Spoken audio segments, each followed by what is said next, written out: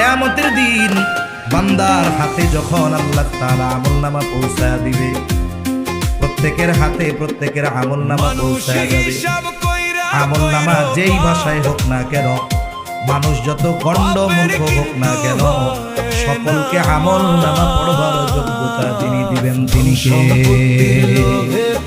সবাই আমরা আমলনামা পড়তে পারবো। ধন সম্পত্তির লোভে এইবার বান্দা আমলনামা পড়বে, এক পাশে আমল আর এক পাশে সওয়াব। সে দেখবে আমার গোটা হায়াতের নামাজের সওয়াব এত, রোজার সওয়াব এত, দান সাদকার সওয়াব এত, মানুষকে ভালো আচরণ করেছি মানুষের সাথে তার সওয়াব এত, জিকিরের সওয়াব এত।